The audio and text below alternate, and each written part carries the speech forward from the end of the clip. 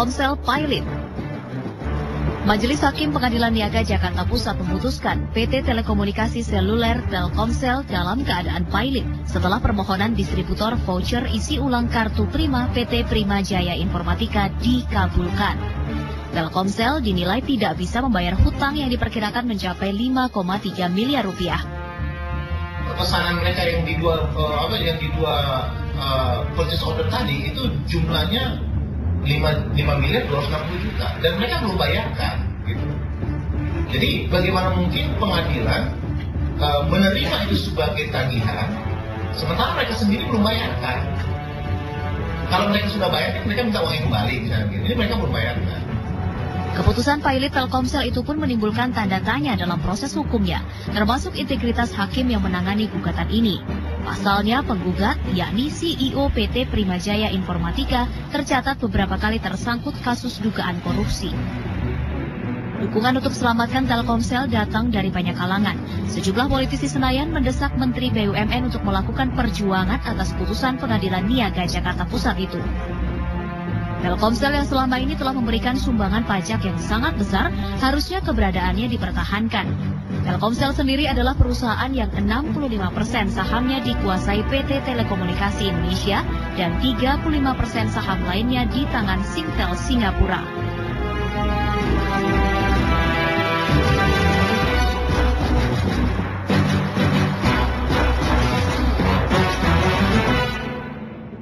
Ya, putusan Telkomsel pilot begitu. Adilkah ini gitu? Kita akan membahas lebih lanjut pemirsa tentang informasi tadi yang mungkin sudah Anda simak karena ini juga terkait dengan Telkomsel ini adalah salah satu perusahaan telekomunikasi terbesar juga yang mestinya posisinya dipertahankan seperti itu.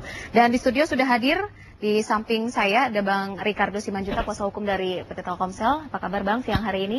Baik, dan juga di sampingnya ada Pak Rian Nugroho. Beliau adalah komisioner dari BRTI, Badan Regulasi Telekomunikasi Indonesia. Ya baik. Dan nanti kita masih menantikan Bang Marwarar Sirait, beliau adalah anggota Dewan yang juga concern terhadap permasalahan ini. Saya ke Bang Ricardo terlebih dahulu, ini sampai di mana proses hukum dari PT Telkomsel sampai dengan diputuskan bahwa kondisi Telkomsel pilot? Ya, setelah putusan pilot maka Telkomsel memutuskan untuk mengajukan upaya hukum kasasi. Ya, kasasi. Dan upaya hukum kasasi itu telah kita daftarkan kemarin tanggal 21 ya. Sehingga ya kita akan melihat menunggu langkah itu dan kita harapkan memang Mahkamah Agung itu kan permohonan kasasi kan itu harus diajukan ke Mahkamah Agung ya melalui Pengadilan Negeri Niaga Jakarta Pusat. Jadi kita tinggal menunggu. Tapi apa benar kondisi Telkomsel ini dalam kondisi memang tidak bisa untuk membayar hutang sampai akhirnya dipilotkan? Ya, jadi kalau di Indonesia itu kan itu dibagi ya pengertian, dibedakan pengertian antara bankrupt dengan insolvent. Itu dua hal yang beda gitu ya. Jadi kalau misalnya bankrupt itu kan dia tidak gitu loh, jadi tidak membayar gitu. Jadi memang Indonesia tidak membedakan tidak membayar itu akibat tidak mampu atau tidak mau gitu kan. Tapi memang dia punya syarat bahwa utang yang dikategorikan tidak dibayar itu haruslah utang yang secara sederhana dapat dibuktikan gitu loh. Jadi bukan tuntutan utang gitu ya. Orang kan bisa aja mengatakan dia punya piutang gitu ya. Bukan tuntutan piutang yang sebenarnya belum jelas atau masih dalam permasalahan. Total hutang ini kan 5,3 miliar. Iya, kurang lebih sekitar 5,3 miliar. Itu bukan sebuah jumlah yang besar, apalagi Telkomsel juga salah satu perusahaan telekomunikasi terbesar gitu. Tapi kenapa sampai dengan akhir jatuh tempo belum sempat untuk dibayarkan? Ya memang karena dalam persoalan itu Telkomsel kan melakukan penolakan ya terhadap purchase order mereka. Jadi purchase order itu bernilai sekitar 5 miliar 260 juta. Kan gitu. Nah, kalau misalnya dengan ditolaknya purchase order itu kan mereka juga belum melakukan pembayaran 5 miliar 260 juta itu. Nah, bagaimana mungkin orang yang belum membayar lalu tiba-tiba mengatakan bahwa tagihannya 5 miliar 260 juta. Nah, di sini sebenarnya disinilah pengadilan harus secara benar memeriksa kan gitu. Karena ini kan artinya orang kan yang namanya bersengketa kan ya kalau dia merasa tidak ada solusi dari situ kan dia bisa pergi ke pengadilan kan gitu. Tapi kalau ini masuk ke suatu pengadilan yang memeriksa dengan benar, tentunya kan ada satu ketentuan yang juga benar dan adil gitu. Oke, mungkin saya mau ke BRTI ya. Pak Rian, mengenai putusan ini kan tentu saja akan sangat merugikan ya, khususnya mungkin bagi dunia telekomunikasi, bagi para pelanggan gitu. Itu kira-kira tanggapan BRTI terhadap putusan pilot ini bagaimana? Begini, pertama terus terang kami sedih akan kondisi ini karena BRTI dibuat dengan 3 tujuan. 1, melindungi kepentingan pemerintah, 2, melindungi kepentingan rakyat, atau ketiga, kepentingan industri. Jadi seandainya pelaku industri ini Telkomsel dan PT yang menjadi mitranya itu sama-sama kita anggap sebagai industri telekomunikasi. Kalau tuh ada masalah, mereka bisa dimediasikan dulu dan BRT sangat terbuka untuk itu. Ingat ya, di Jepang itu sebagian besar masalah bisnis itu selesai dengan mediasi 90% lebih. Di Indonesia, kami heran itu masalah gini pergi ke pengadilan. Untuk Telkomsel, kami terkejut karena begini. Itu nggak ada utang itu sebenarnya itu. Itu adalah pemberdayaan yang belum berjalan. Yang kami ngeri adalah pengejaran kurator. Kalau dia punya aset 120 triliun, artinya 12 triliun jadi masalah. Dan yang lebih kritikal lagi adalah begini. Telkomsel itu adalah carrier flag Indonesia melalui Telkom. Kita lihat dengan kasus ini, nomor 1, kita menjadi pertanyaan-tanya, oke, bagaimana masa depan kita membangun namanya NBN, National Broadband Network. Itu kan jadi problem. Kedua, oke, saat Telkomsel boleh fluktuatif ya karena di lokal. Tetapi ketika terpengaruh pada saham Telkom overall, maka kita concern. Untuk diketahui hari ini yang namanya saham Telkom di New York udah mulai digedor-gedor. Dan ini kalau jadi masalah overall ekonomi Indonesia berpengaruh. Saya tidak katakan ya, masalah Telkomsel ini bahkan lebih penting dari masalah Senturi. Kenapa Senturi hanya 5,6 sekian triliun ya? Ini 120 triliun. Jadi dalam artian posisi BRTI pada saat ini juga tidak dilibatkan begitu sebelumnya. Karena kalau tadi Pak Rian mengatakan harusnya mediasi terlebih dahulu, jangan ujuk-ujuk langsung ke pengadilan begitu. Pertama, kami percaya kepada niat baik Telkomsel karena kami sudah menanyakan Telkomsel. Telkomsel sedang dalam proses untuk menegosiasi, bukan negosiasi. Telkomsel sedang mencarikan cara keluar agar teman kita ini bisa bisnis lagi. Mediasi maksudnya? Bukan mediasi. Bukan mediasi. Lebih dari itu, menolong. Lah baru ditolong sudah dikat seperti ini. Tolong prima maksudnya ya. Kalaupun ini diskusi ini nggak selesai, kalau mereka pergi kepada BRTI, maka BRTI akan menolong dua-duanya. Kenapa? Di dalam mediasi itu nggak ada yang salah. Semua harus tolong. Kita sangat concern karena kita harus punya industri telekomunikasi yang kuat. Dan kalau industri telco isinya adalah orang yang saling menuduh, kita nggak bakal besar. Dan ini menjadi concern kita dan kami sangat relay kepada pengadilan. Kami sangat ingin pengadilan di Indonesia berhubungan dengan telekomunikasi itu nomor 1 tidak hanya bertumbuh kepada yang namanya acara atau administrasi, tapi substance. Memang boleh dikatakan Indonesia membedakan antara yang namanya bankruptcy dengan insolvent. Tetapi kalau kita berbicara masalah substance ya, yang namanya bankruptcy adalah orang yang nggak kuat bayar karena nggak punya aset seperti itu. Ini definisi secara dictionary. Berarti dengan demikian maka pihak majelis hakim juga terlalu dangkal untuk melihat kasus ini. Bisa dibilang begitu? Nah itu yang menjadi dasar kasasi kita kan gitu ya. Jadi saya ini kan menangani kan di tingkat kasasi, di tingkat pengadilan negeri saya tidak gitu ya. Tapi saya baca dalam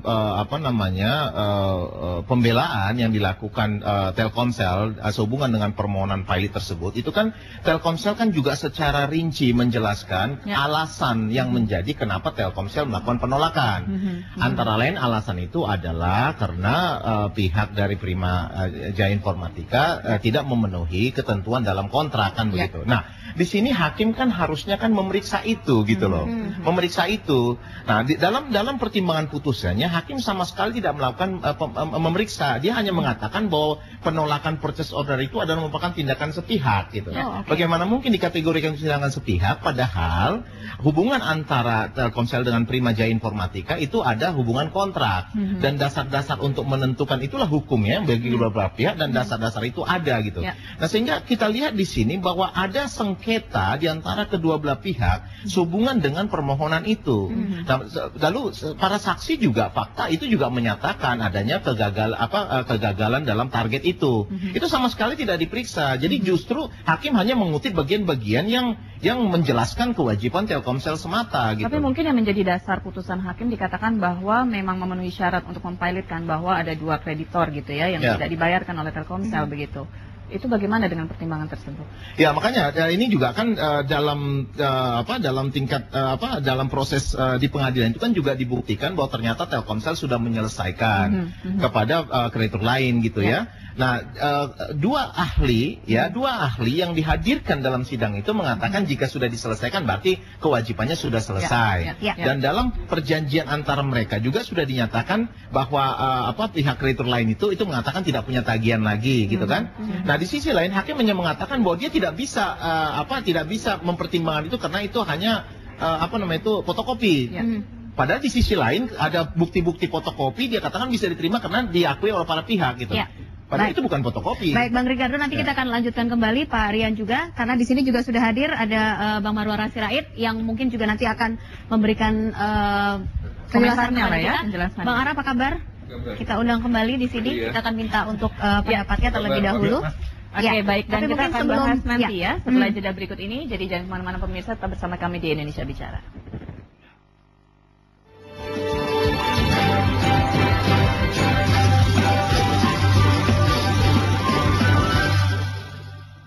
Ya, ini menjadi sebuah perbincangan yang hangat sekali karena ini merupakan sebuah kabar yang mungkin agak sedikit mengejutkan dan sudah hadir di samping saya di Bang Marwara Sirait yang mungkin juga akan mencermati tentang kasus ini Telkomsel dipilotkan. Kalau Bang Ara melihatnya bagaimana, Bang? Ada banyak pertanyaan kayaknya, Bang Ara. Tugas saya sebagai anggota DPR adalah mengawasi proses pengelolaan BUMN. Ya, juga mengawasi proses hukum di Indonesia sudah benar apa tidak. Karena kami digaji untuk itu. Nah, jadi ada beberapa catatan kritis yang nanti akan saya sampaikan terakhir. Ya, dari data yang kita tahu sudah jelas ya bahwa ini masalahnya menyangkut 5,3 miliar. Sementara revenue-nya kalau saya tidak salah 5 triliun per bulan. Itu kondisinya ya. Dan kemudian kontribusi Telkomsel ke negara itu 16 triliun per tahun dari pajak dan PNBP, betul? Begitu. Artinya sangat besar sekali. Bayangkan 16 triliun tuh kalau buat sekolah 1 miliar aja.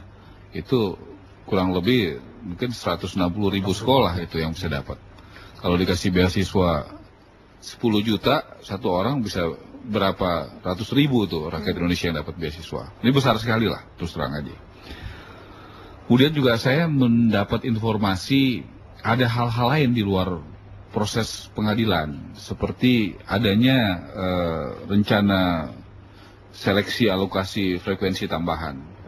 Kita tahu juga di situ saya dengar ada kompetisi, ada seleksi atau ada beauty contest apapun namanya ya. Ada yang ikut Indosat, ada XL dan Telkomsel. Kita tahu juga yang punya ini kita sih sepakatnya di Komisi 11 ya soal resiprokal, kesetaraan.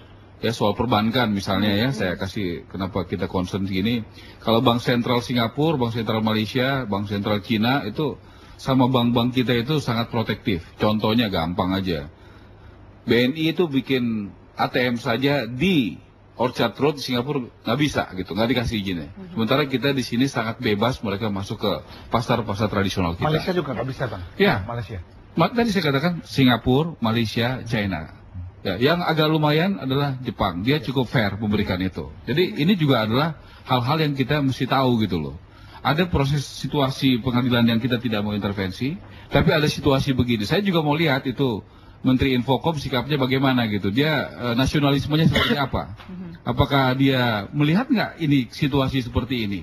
Ya, siapa yang melayani rakyat Indonesia sampai di gunung-gunung ya dengan penerimaan negara seperti ini ya? Kita juga mau lihat nanti sikap fraksi-fraksi yang di DPR, yang merah putih mana, yang tidak mana gitu. Dan saya minta media betul-betul bisa open.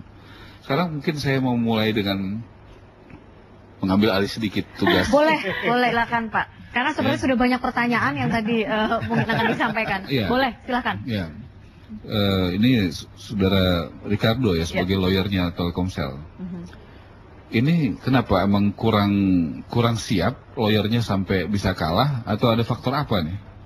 Iya, jadi di tingkat pengadilan niaga negeri memang bukan kita yang menangani. Ya, jadi bukan kita. Jadi saya itu diangkat oleh Telkomsel menangani pada tingkat kasasi setelah pilot. Oke. Ya. Nah, tapi kita lihat bahwa Telkomsel sendiri sudah melakukan pembelaan yang menjelaskan tentang dasar kenapa Telkomsel menolak di jawaban terhadap permohonan pilot itu, kan gitu. Oke, alasannya apa ya dari? Nah, salah satu alasannya adalah ini kan hubungan antara Telkomsel dengan Prima Jaya Informatika ini kan ada kontrak gitu ya, di mana kewajibannya dia harus menjual produk Telkomsel. Nah, itu jumlah kewajiban itu yang tidak terpenuhi, itu antara lain ya. Nah, sekarang kan kalau kita masuk pada tingkat kasasi, tingkat kasasi. Sebentar dulu, jangan lompat-lompat dulu.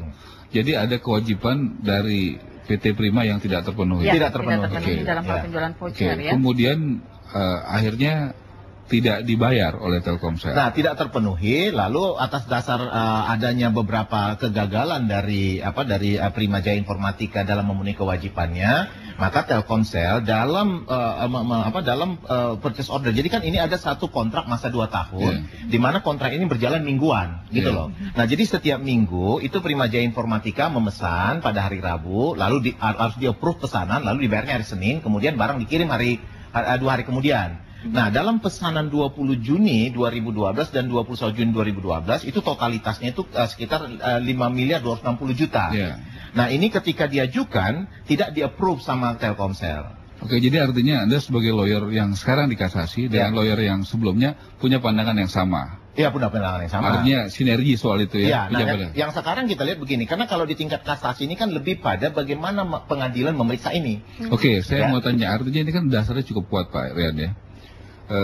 Saya juga akan minta kepada misalnya kita tahu ya dalam proses-proses pengadilan di negara kita ada banyak masalah lah, hampir semua. Ada oknum di tempat saya di DPR juga ada problem.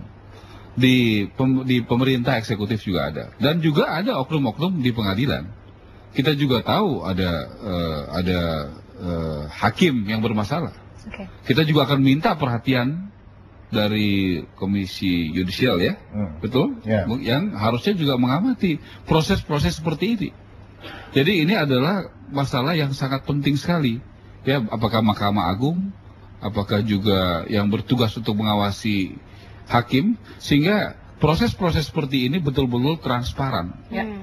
Oke, saya rasa itu yang penting saya sampaikan. Dan bagaimana Telkomsel bisa mempersiapkan diri untuk masuk, kali ini sudah wilayah hukum.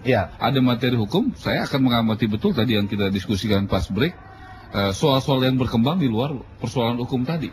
Karena ini sangat merugikan negara kalau alokasi frekuensi itu akhirnya juga dimiliki asing. Kalau saya, negara ini nggak usah ragu-ragu gitu.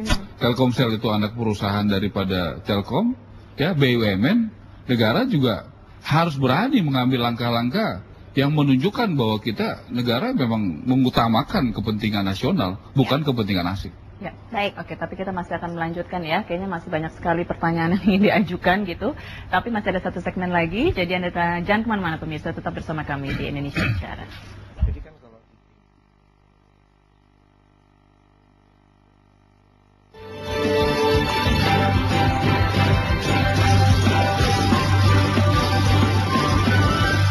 Ya baik, masih bersama kami di Indonesia Bicara. Saya mau ke Pak Rian sebentar, mungkin menanggapi tadi yang sudah disampaikan oleh Pak Ara gitu ya.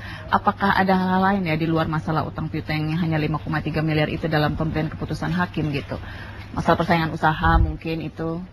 Begini loh, kalau BRT menilai itu ini masalah kecil, masalah transaksi bisnis yang harus diselesaikan, masalah sebuah kerjasama yang harus dirapikan.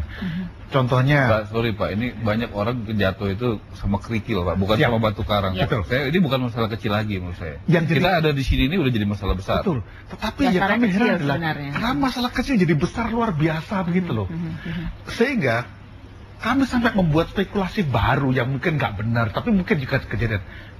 Ingat, pada bulan Oktober ini pemerintah akan merilis yang namanya 2 kanal terakhir 3G. Dan pelakunya itu 5 nanti, Telkomsel, Xcorp, Indosat, Tri, dan Axis. Dan dari kesemuanya ini hanya Telkomsel yang itu punya Indonesia. XL dia Malaysia, kemudian Indosat Qatar, kemudian Axis itu Saudi Telekom, kemudian HCPT ini yang jadi tinggal satu nih, tinggal satu dari 5 ini. 5 dan 5 ini pun dia hanya menguasai 20% Pak. Dari 10 kanal itu dia punya 2 yang 8 dimiliki asing. Ya, oke. Jadi itu prosesnya kapan mulai seleksi itu? PM sudah selesai, harusnya kita akan mulai minggu depan Pak. Tetapi mulai apa? Untuk unleashing Pak. Sudah sampai ke situ? Iya. Dengan kondisi pilot berarti Telkomsel nggak bisa ikut dong? Itulah jadi concern kami Pak. Loh, terus pemerintah sikapnya bagaimana? Ada 3 pilihan yang mungkin. Nomor 1 adalah meminta kepada otoritas yang berkaitan supaya eksekusi ditunda 3 bulan supaya bisa proses dulu. Yang minta siapa? Menteri dengan menteri. Menteri siapa dengan menteri siapa? Kominfo mungkin dengan Kumham atau yang punya otoritas untuk menunda siapa? Pengadilan saya kira. Saya rasa itu harus segera. Nomor 2 Pak adalah menunda proses seleksi sampai selesai masa Telkomsel. Ya. Yang ketiga adalah jalan tapi regardless buat the low problematic Pak. Oke. Tapi gini Pak, yang memang menjadi kendala adalah kalau ini ditunda berarti 5 triliun pendapatan PNBP pemerintah tahun ini gagal. Dan ini menjadi kritikal kenapa? Terus terang kalau kami ditanya apakah ini hanya karena Telkomsel saja? Tidak. Kalau ini kejadiannya pada Excelcom, kepada yang lain-lain sama kita bela.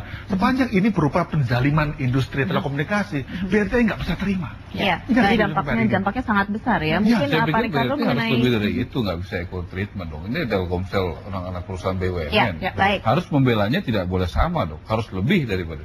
Saya kurang setuju kalau Bapak hanya posisinya di situ. Tapi kalau ke Pak Ricardo mengenai dampak dari pilot ini kepada karyawan gitu, kepada masyarakat, kira-kira setelah ada putusan ini apakah masih bisa berjalan atau apa saja yang terhenti gitu? Iya, ini saya pikir yang sangat penting dipahami oleh masyarakat ya. Saya katakan tadi itu pilot itu tidak otomatis dikatakan tidak mampu gitu ya. Nah, dengan diangkatnya kurator untuk melakukan pengurusan dan pemberesan, itu kan fungsi dari kurator itu adalah melakukan maksimalisasi. Jadi dia harus memaintain aset yang ada gitu ya. Nah, sekarang kan kita lihat pada faktanya bahwa Telkomsel ini kan juga perusahaan yang selalu mencetak laba. Dalam pembukuan audit 2011 saja dia mencetak laba lebih dari 12 triliun gitu. Padahal tagihan itu hanya 5,3 miliar ya. Nah, ini memang dalam posisi seperti ini kurator dia tetap harus mempertahankan nilai ya yang positif tadi. Sehingga memang tidak ada misalnya seperti yang kita dengar dalam beberapa pertanyaan media, misalnya kurator menghentikan itu nggak benar gitu loh. Dan kurator sendiri sudah datang ke Telkomsel dan memang pada dasarnya kurator tetap mengatakan bahwa semua aktivitas bisa berjalan seperti biasa ya, sepanjang artinya kurator mendapatkan pengetahuan atau menyetujui itu. Baik, gitu. Bang Ricardo, waktu kita terbatas, mungkin apa yang bisa dilakukan oleh Telkomsel untuk mengembalikan kepercayaan publik terhadap Telkomsel dengan adanya isu ini? Ya, di sini memang seperti dikatakan tadi bahwa ini yang menjadi satu permasalahan besar kan adalah karena pengadilan mengatakan bahwa putusan Telkomsel untuk menolak purchase order 21 itu adalah putusan sepihak gitu. Dan padahal dasar putusan yang sudah dijelaskan dalam jawaban Telkomsel di pengadilan niaga antara lainnya mengatakan mereka gagal dalam memenuhi perjanjian itu sama sekali nggak diperiksa. Jadi juga saksi fakta juga yang dinyatakan saksi fakta bahwa Prima juga tidak memenuhi target itu juga sama sekali tidak periksa. Ketentuan-ketentuan ahli juga yang itu juga dikutip dengan tidak benar gitu. Jadi di sini sangat kelihatan kesalahan dalam penerapan hukum dan sangat kelihatan ketidakmandirian. Nah, dalam kasasi ini yang menjadi kewenangan Mahkamah Agung, karena kewenangan Mahkamah Agung tingkat kasasi itu adalah bagaimana hukum itu diterapkan dengan benar. Baik, Bang Ricardo, terakhir ke Bang Ara, apa poin penting yang mungkin bisa kita lakukan karena kita sudah sepakat bahwa kita harus menyelamatkan Telkomsel sebagai salah satu perusahaan telekomunikasi terbesar di Indonesia dan milik Indonesia. Milik Indonesia. Ya, itu ya. Jadi kita nggak usah ragu-ragu ya. Di tengah globalisasi ya, ada WTO dan sebagainya. Jangan sampai perjanjian internasional, hubungan internasional lebih penting daripada kepentingan nasional. Menurut saya, semua orang Indonesia apapun itu dia, apakah swasta, lawyer, apakah DPR, apakah pemerintah, apakah BUMN, apakah dia hakim, menurut saya itu harus ada di hati sanubari yang paling dalam bahwa kepentingan itu harus nampak begitu, harus kuat gitu dan nggak usah malu-malu.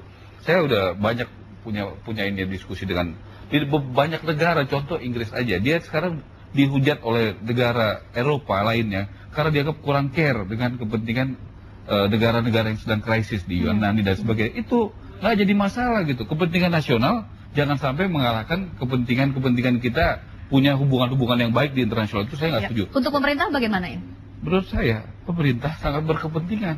Ini tadi datanya kurang lebih 16 triliun per tahun dari pajak dan PNBP, luar biasa. 16 triliun. Kalau nggak berkepentingan, udah salah. Baik. Saya mau dengar tuh nanti Menteri Menko Info, bagaimana nih soal begini sikap-sikapnya. Dan saya minta KPK, ya kepolisian, kejaksaan betul-betul mengawasi ini. Karena ini bisa juga merupakan kerugian negara. Dan saya duga bisa aja banyak kepentingan yang bermain di sini. Betul sekali. Tapi banyak kepentingan yang bermain. Saja ya, mudah-mudahan proses kasasinya berjalan dengan lancar. Kita tunggu hasil baiknya dan tentunya juga pemerintah tidak bisa tinggal diam. Posisi saya ada membela Telkomsel soalnya. Ya, baik. Tapi Pak Aryan, mohon maaf karena kita keterbatasan waktu juga, jadi terpaksa kita harus mengakhiri. Singkat saja mungkin. Saya kira BRT akan meminta seluruh pelanggan Telkomsel yang 120 juta itu untuk kirim SMS protes akan penzaliman ini. Ya, baik. Baik, pemirsa, mungkin kita harus akhiri terlebih dahulu untuk Indonesia Bicara pada hari ini, tapi yang pasti kita juga tetap harus, semoga apa yang kami hadirkan pada siang hari juga bisa memberikan pelajaran tersendiri untuk Anda, dan kita tunggu untuk proses kasasi terhadap Telkomsel, dan ini bisa mengembalikan kepercayaan publik terhadap Telkomsel sebagai perusahaan terbesar telekomunikasi di Indonesia. Saya Rizka Indah dan juga Alia Rohali, kita berdua pamit, kita ketemu lagi besok di Indonesia Bicara. Ya, selamat siang.